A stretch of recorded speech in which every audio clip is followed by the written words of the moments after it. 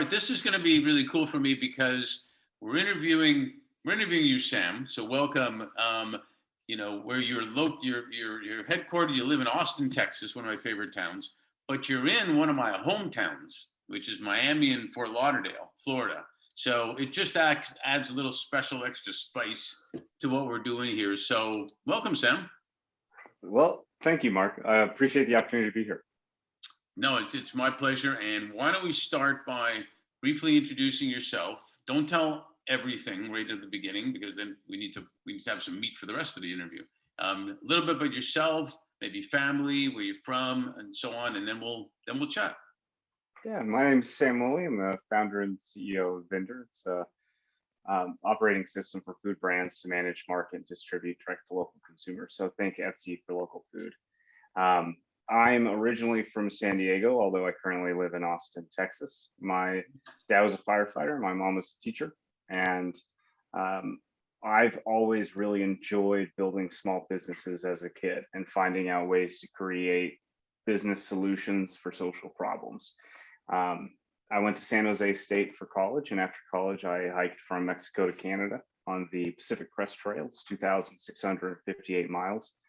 That allowed me to learn a lot about, it's a long one, I was doing about a marathon a day, about 25 miles a day, and it allowed me to learn a lot about myself and who I am, what I can accomplish, and what it takes to really accomplish such an enormous goal, right? Which is breaking things down really week to week, step by step.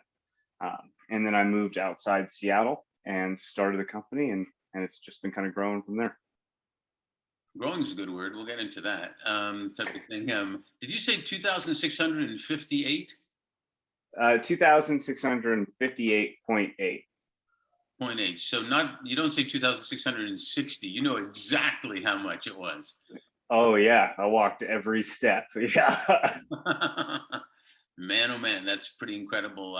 Little Forrest Gump in there, and Yeah. And there's a fellow that in Canada that walked across the country by the name of Terry Fox, raising money for cancer a number of years ago. It was an incredible really? story too. If you ever get a chance to look him up, just an amazing young man. So, well, I noticed that even in high school, you were involved in, if I can put it this way, you're involved in wrestling, rugby, and human resources. And I just make fun of that because, in a way, they kind of are related.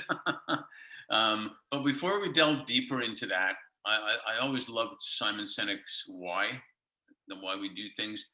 But I like to ask it a different way. Why do you do what you do? For me, it's the impact that I've seen that Vendor's actually had on communities, right? I mean, the whole reason I started Vendor was because I went to a town hall meeting and I learned that access to local food was the biggest problem in the town. And I walked home and saw my neighbor had an apple tree and thought, he's got a ton of apples. Why can't we just buy from our neighbors? Like that seemed logical to me. And so I knocked on his door and said, "Hey man, my name's Sam. So you got an apple tree. Ever thought about selling your apples?" And he's like, "Just get out of my yard, kid. What are you doing?" And I was thinking, whoa. And I was working behind the desk at a gym at the time. And I said, "Look, if I can get someone to sell with me, or if I get someone to buy them, will you let me sell them?" He said, "Sure." And so I just started selling them to the members at the gym. But what I noticed over time was this sense of community that was being created by those actually purchasing the product direct from a neighbor that was growing that product, right? Where the money actually stayed within the community and they met someone that they may not have known, right? So it was a neighbors feeding neighbors kind of action that started then creating a deeper sense of community. And I've seen that just over and over and over again over the years and in the different cities that we've entered, right? And that's the thing that really keeps me going, is that change and that sense of community and the impact that it has on the lives of every community member that's involved.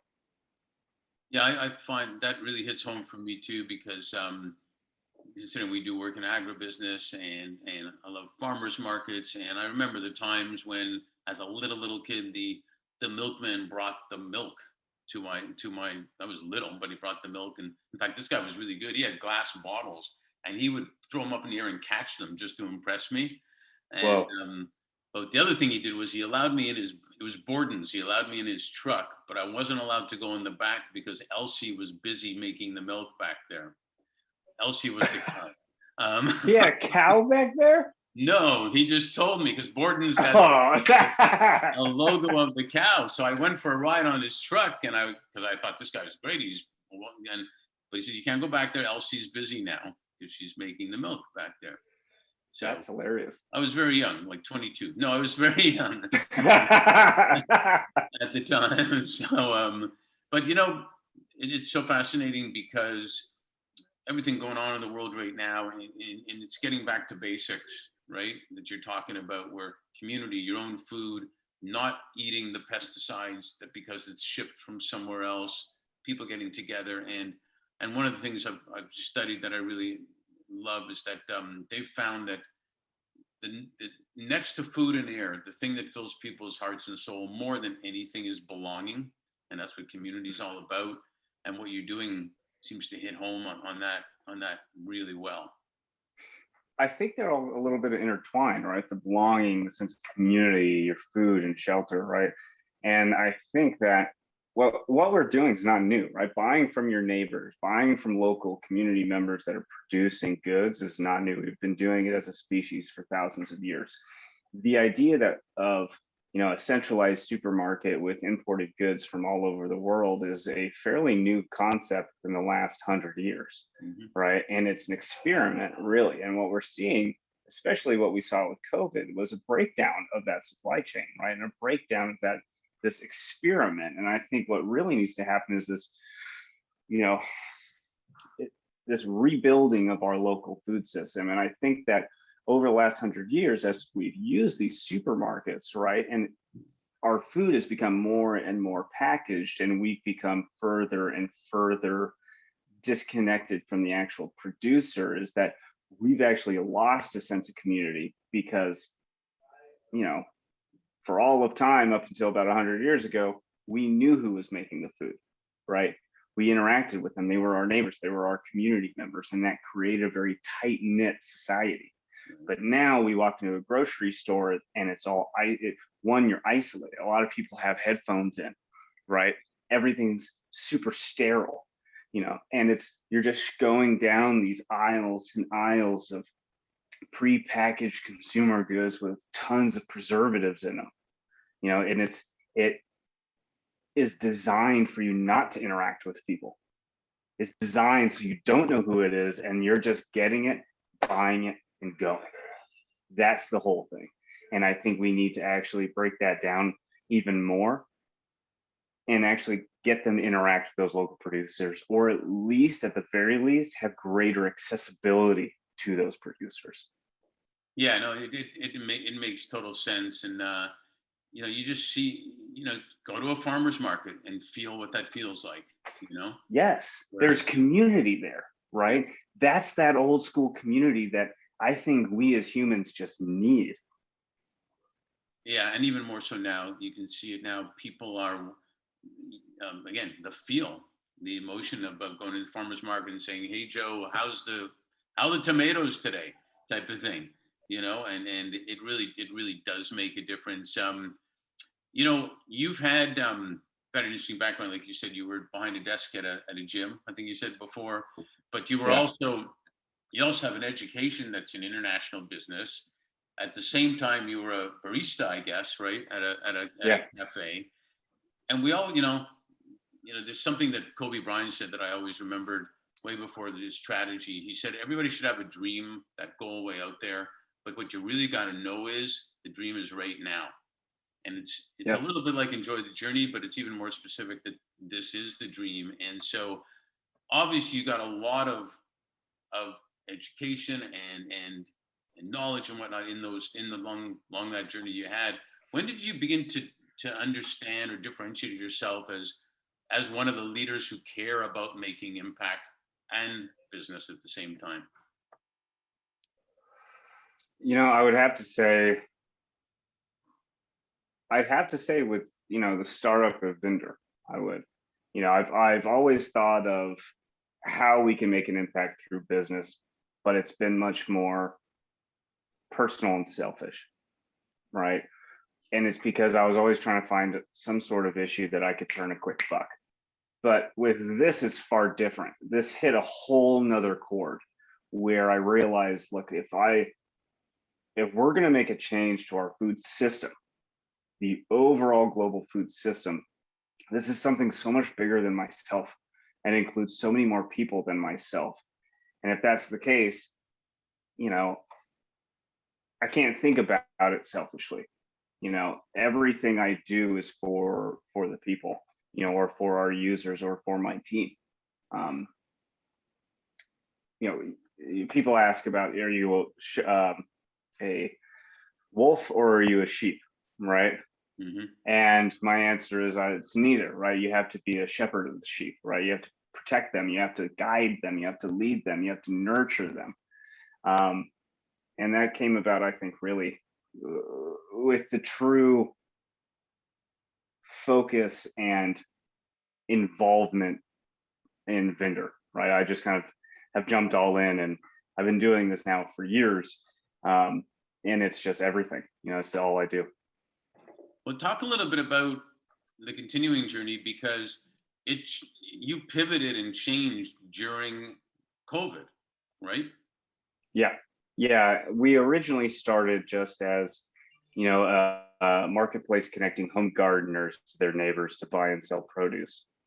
And then when COVID hit, it kind of threw everything for a loop. The entire centralized U.S. food supply chain broke, right? And so when that happened, there's mass demand for local products, right? Except the local food systems fragmented market. Most small producers are selling at farmers markets or through their own websites, and most consumers just don't know how to access them because they've been trained so well over time to go to these supermarkets. Right. So when COVID hit, we started expanding products from just produce to home baked goods and home baked breads, right? There was a massive trend in home bread baking. And so what we did is just kind of capitalized on that and saw, okay, people are really in a need. A lot of people have been laid off. Unemployment skyrocketed, right? And so this is what we saw was people going, hey, I need to make money, right? How do I do that? And they started reverting back to these old techniques, right? Learning how to make sourdough starters and then crafting your own loaf of bread. And they started selling it. And we thought, hey, maybe we can empower these people to gain further access to the customers and neighbors around them so that they can help feed and supply their neighbors with food while their neighbors can actually help fund this small business that's being created. And it's a way that we can actually create food deserts or food forests out of food deserts. Yeah, it's fantastic. And I believe we chatted about it. You call it the cottage industry, wasn't it? Yeah, so it's the cottage food industry. It's cottage food laws available in 49 out of 50 states. I find it to be one of the best laws in the United States. The only state you can't do it in is North Carolina. That's okay. So in the great state of Texas, you can sell up to $50,000 direct to consumer out of your home kitchen without a business license or any FDA inspection. Now, it's not hot meals like a lasagna, right? It's non-temperature controlled products, breads, cookies, cakes, jams, honey, kimchi, hot sauces, salsas. It's truly incredible. Famous Amos cookies, stuff like that. Yeah. Or you know, your grandma's marinara sauce, right? Which goes back to community again, doesn't it? And everything Yes. that we were talking about before. It's awesome. You know, my grandparents were from Kiev, and they would always say with a Kiev accent, you know, as long as you have your health, that's the most important thing. And you know, technology is still zooming by like crazy. We had COVID. We have had everything from wildfires to floods to so many things going on, not the least of which is the reckoning of racial justice, social justice, and so on and so on.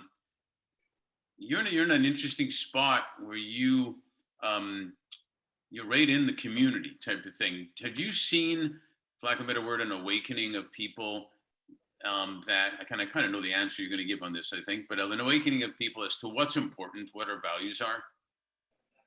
Yeah. Yeah. What we've seen is that community help has been one of the biggest values, right? Especially over COVID. And I live in Texas, so we also got hit with the Winter Storm Uri. Right. Uri. And what I saw was just communities coming together and having to rely on one another, right? Asking for help, no matter what your background, what your race, what your ethnicity, that doesn't matter, right? It was all about how can we help one another get through this ordeal, whether it be COVID, whether it be the Winter Storm or Uri, right? Whatever that might be. And that itself has been amazing because it reinstills my faith in humanity on that aspect, right? So much do we see this negative messaging or isolating messaging, right? Divisive messaging. Yet in these, pandemics and these large scale social problems, or especially environmental natural disasters, communities just come together, and it's been really awe-inspiring. Yeah, it's what is a final, maybe second last thing I want to ask you is, I want to ask you, what role do you see let's say business leaders who care, have to play? Because you mentioned about your team and empowering your team, or however you said it. What role do you think they have to play to ensure the financial well-being, the physical well-being, the mental well-being of their employees with everything going on? They have to play the shepherd, right? They have to get that higher level view. They have to step back and just and provide the guidance and empower your team members and to follow in your footsteps. So you have to create a culture, right, and a value system within that business that resonates with the rest of the employees. And I think that you actually have to evaluate your employees against those values and those built cultural norms, right? Yeah, great answer. So, last but not least, what are you most grateful for, and what are you most hopeful for after going through 2020 and now we're in 21? What are you most grateful and hopeful for? I'm grateful for the community that's been around us, right? And for my friend group, right, that's been able to provide support, right? Even just random community members doing acts of kindness to bring food or make deliveries, whatever it might be. That is what I've become just so amazed at, right? And I'm grateful that that's still in our community, right? Because it's not often publicized. So that's the biggest thing I'd say I'm grateful for. There was the second part of the question. And hopeful for. Yeah.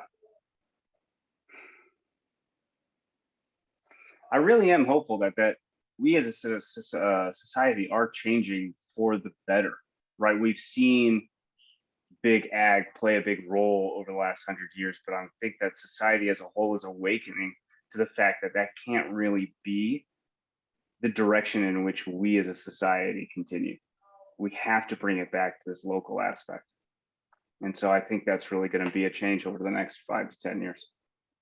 Yeah, I agree. Well, you're definitely one of the leaders who care, and I appreciate you being on this series and calling you a new friend. And thanks for participating. No problem. Thank you, Mark. I really appreciate the opportunity just to talk with you. Keep making a difference, man. Will do.